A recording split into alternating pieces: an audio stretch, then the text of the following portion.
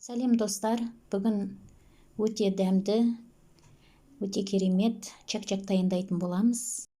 Чак-чактың құрамына 4 жұмыртқаны жарып салып, әбден араластырамыз. Аздап тұзымызды саламыз, бәрін әбден араластырып. Аздап нан содымызды саламыз, бәрін әбден араластырып. Аз-аздан ұнымызды салып, қамыр илейтін боламыз. Не осындай жұмсақ қамыр шықты. Осыны аздап қолға жабысып жатса, ұнымызбенен кішкене бастырып, илеп, қамырымызды дайындап аламыз.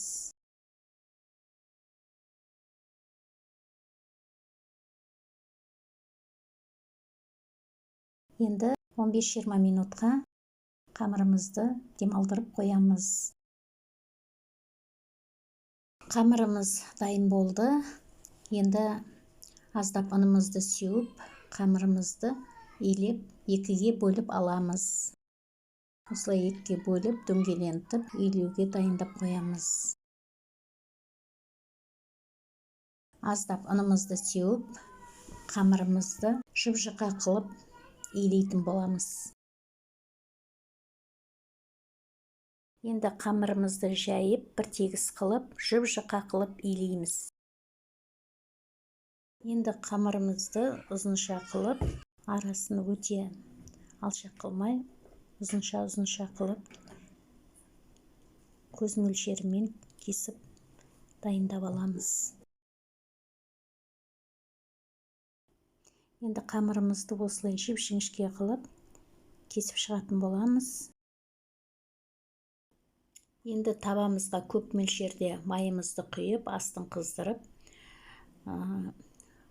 чак-чагымызды осылай бұлғап тұрып, пісіріп алатын боламыз. Екі жағын аударып, осылай қозғап тұру керек. Әйтпесе салып қозғамайтын болсақ, чак-чагымыздың бір жағы ақ, бір жағы қызыл болып, екі цвет болып кетеді. Әдемі болмай қалады. Үстіп қозғап тұрамыз пісіргенде.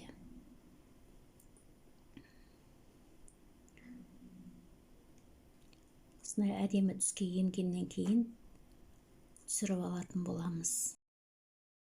Чак-чактың рецептісіне осылай кунжут қосатын болсақ, өте дәмді болады. Чак-чагымыз татарлар рецептісіне осындай кунжут қосады.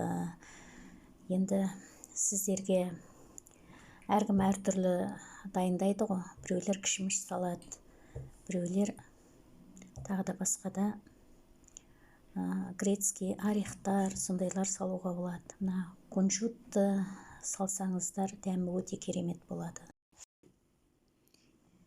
Чак-чагымыз дайын болып қалды. Енді үстіне кунжутымызды салып, араластыратын боламыз.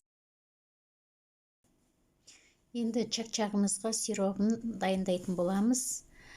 Табамызға бір стақан шекерімізді салып, оның үстіне бір стақан суымызды құйып, қайнатамыз.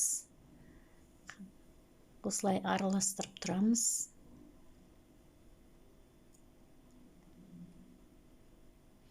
Кішкене қайнағанша әбден араластырамыз осылай.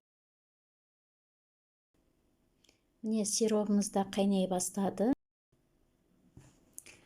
Енді мына чак-чагымызға кунжутымыз салғаннан кейін грецкий орехымызды да саламыз.